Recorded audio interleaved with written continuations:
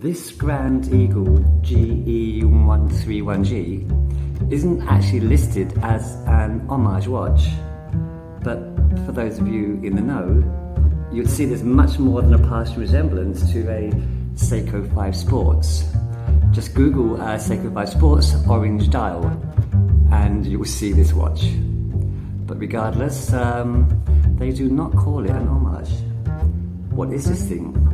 Let's take a look.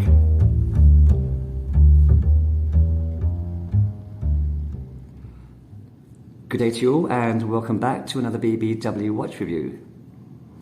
So what we have here in front of us is a Grand Eagle GE131-G. Now, despite Grand Eagle not claiming it as an homage to the Seiko it's clearly copying, I think for the money, which is $8.50 packed and shipped from Shenzhen in China, it's just incredible value for money, including the fit and finish, the build, down to the strap. For $8.50, I don't know how they do it. So let's work around this thing slowly. So first, onto that case. Now, I think they've actually nailed it regarding copying the Seiko 5. That's a really beautiful molded case there. I really like that shape. It is alloy metal, but not too much bling. The lugs are nicely rounded, the edges there, and like a Seiko, you have that crown at the 4 o'clock with that nice curve around it. Now the strap itself, again $8.50 for this whole thing. The strap itself is stainless steel. It's a push pin adjustment system with 1, 2, 3, 4, 5, 6, 7 links, and they are independent links. A really nice strap, butterfly deployment, so no problems there at all.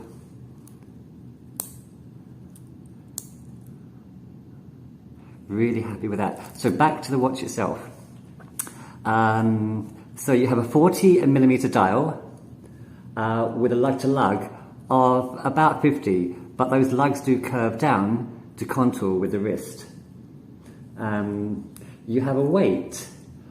Surprisingly, it's not as heavy as I thought. The weight is about 80 grams and the height 12.5 millimeters. The crystal on top is a flat mineral. I wouldn't expect anything more at this price. Meeting the coin-edged bezel, and the bezel matches really well with the case itself. There's no overlap, and it's double coin-edged. And the crown, let's have a look at the crown. Standard crown at the 4, as in all Seiko 5s. Now I'll come back to the crown in a minute, but back to the bezel. Now there are a few snags with this watch, but what would you expect for $8.50? The first is, and I can't remember with the original Seiko if they have the same problem. As you can see, you have a circumference which is divided into orange on black and orange on grey. Now the orange on black is quite legible, that's fine. But when you're outside, or even actually now, the orange on grey is not really readable. But it's a moot point for me because, as I've mentioned in other videos, I have no use for the bezel. It's just there for aesthetics. The bezel itself,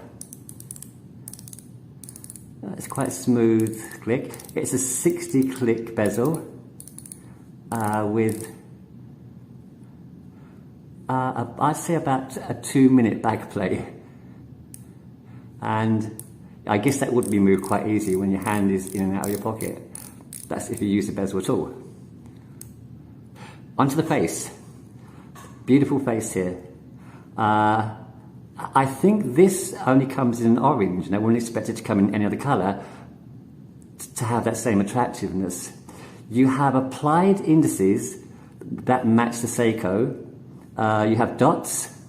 You have these needle pointers at the 3, 9 and the 6 with a pyramid pointer at the 12. Below the 12 you have the name Grand Eagle and the word lucky. Maybe you are. Above the 6 you have the logo applied for Grand Eagle, which is a Grand Eagle. The hands themselves, again, match perfectly with the Seiko. The legibility is actually really good on this. They're really nice hands. You have a needle pointer minute and quite a small stubby hour. They are loomed, but try and guess what the loom is like on an $8.50 watch. But it's that sunburst that really sells this watch, I think. It's absolutely beautiful for an orange sunburst face.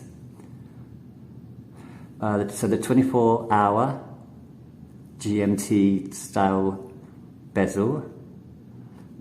So again, to reiterate the bad points, this half of the bezel is quite illegible. The face I don't really have any qualms with. What I do have a problem with is this thing. And I'm not sure if this is indicative of all these watches or it's just the one I bought.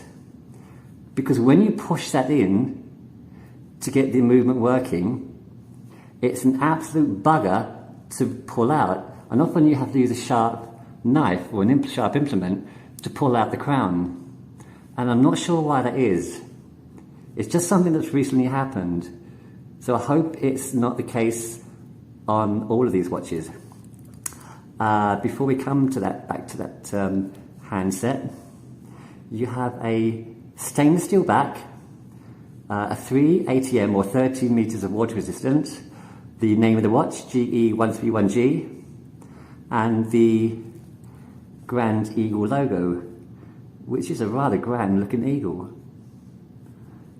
That case, though, I do really like that case. But let's come back to this bugbear here. Now let's set it for, the movement's okay itself. It does keep very good time. I haven't checked the minute hand jump. So when I push the crown in, no, you don't get any minute hand jump. It's a good movement. That's how I check a good movement. As good as a Chinese movement can get. I can't pull it out now, even with a nail dug in there. And I cannot pull that out without a knife. So it's going to have to watch where you set it and leave it like that. If you can live with that, that's fine. It's a small point. If it was mechanical or an automatic, that would be a problem. But for quartz, you'd have to do that maybe once every few years. So let's have a look at this thing. So one thing I did forget to mention is that movement. It really is a good movement, apart from the crown. But the movement itself is a Miyota. It's not a Chinese movement. Hence no minute hand jump. There's the wrist roll. I mean, just with that strap, and it's a really, really good quality strap, $8.50. Well, I think that's, buy 2 of these, or a Big Mac meal. 2 for the price of a Big Mac meal. That's ridiculous. As in the fit, it does mould perfectly to my 6.5 inch wrist. No gaps under the lugs. This, I guess, this is my sweet spot for lugs. It's about 48.50 with a 40mm dial. I wouldn't go bigger than that, or I wouldn't. I do have a few 42mm dials, but they do look a bit large on me. But no larger than 48 or 50 for the lug to lug, and I think that's a really good fit there.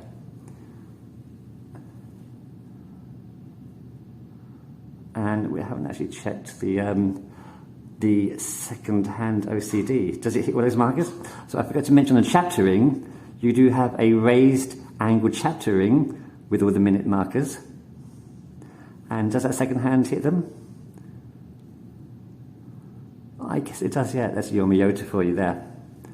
So, that's it for today. Thanks for watching, and I hope to see you back here soon for another BBW watch review. Until then, take it easy.